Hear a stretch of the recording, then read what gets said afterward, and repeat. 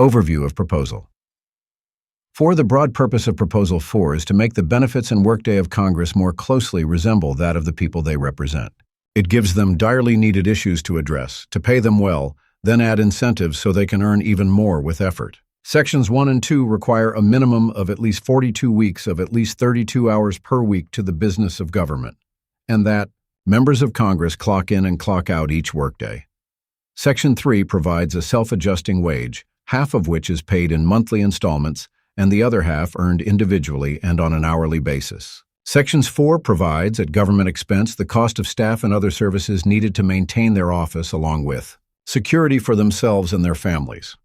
Section 5 prevents them from being compensated by any other means. Section 6 prohibits members of Congress from trading in stocks or other assets, and from owning stock in any business that supplies materials for war. Sections 7 and 8 provides Congress with 3 desperately needed issues to address: to lower the national debt, to restore orderly and secure migration into the country, and to lower the rate of incarceration, currently the highest in the advanced world.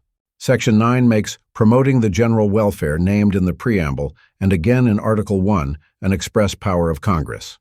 Finally, Section 10 takes the figures needed to operate the government, such as the gross domestic product, and protects them from influence by members of Congress. Proposal 4. Section 1. Members of Congress will gather in a common location, document their arrival and departure, devote a minimum of 32 hours per week for 42 weeks per year to the business of government and be paid monthly. Sec. 2. Members of Congress must be present to vote and may not vote by proxy. Section 3.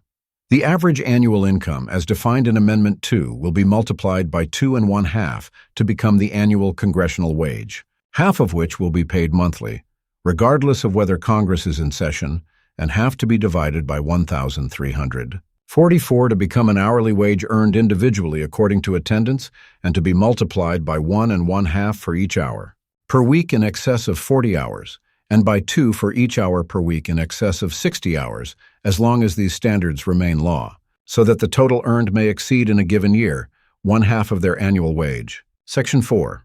At the expense of the federal government, members of Congress will be provided security for themselves and their families, work-related facilities, staffing, utilities, and will, yearly, refund receipts for transportation and related expenses up to the annual minimum income of Amendment 2. Section 5.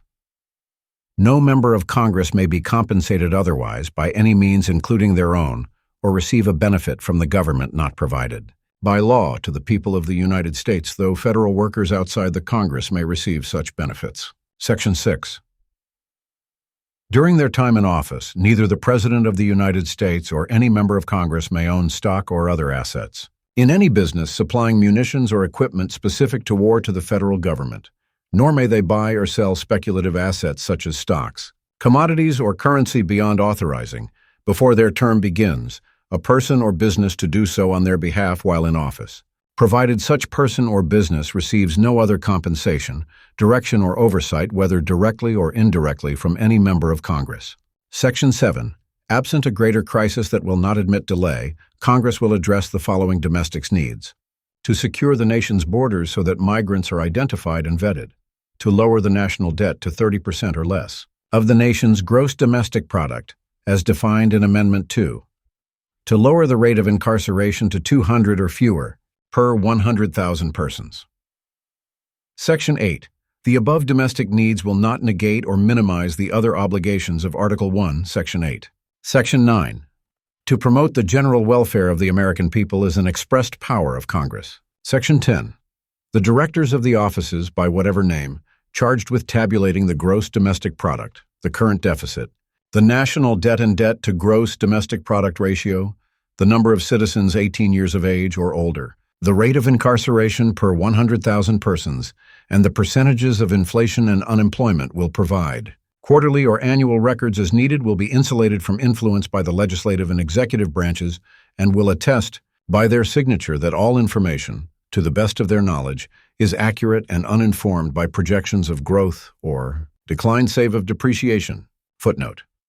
By the calculations of Amendment 2 and assuming representatives fulfill their minimum requirements, the annual wage for a member of Congress would be about $261,628.